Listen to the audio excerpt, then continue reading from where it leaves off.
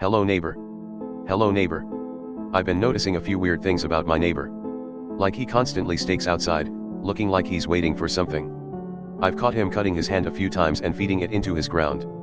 I have no idea what he's trying to do. It would probably be useful to mention that he has a daughter, or had a daughter really. They haven't talked in years when, all of a sudden, he got a knock on his door informing him that she was caught into a car accident, though he doesn't really believe them. Yeah, I should talk about that, huh? He thinks these human crow cult things killed her and that they're after him. It's ridiculous, I know, but he's a paranoid man.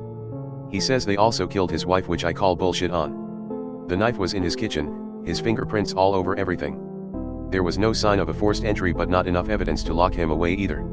Yeah, clearly he has some issues.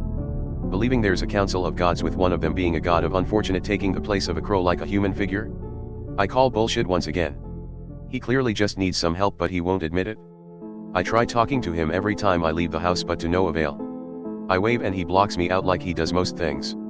I try to invite him to a party, but he doesn't answer either. Everything I do has no effect on him.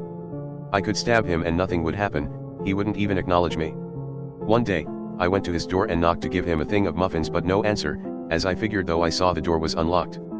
I creaked it open a little bit to see if he was home, but, instead of my neighbor, I saw a horrific sight. There was blood stained into the hardwood floor ground. It's clearly been collecting for months. A little farther in there was like a demonic symbol. Like one of these you'd do a ritual with. I take a few steps inside to see ramblings carved into the walls. I knew he was deteriorating mentally, but I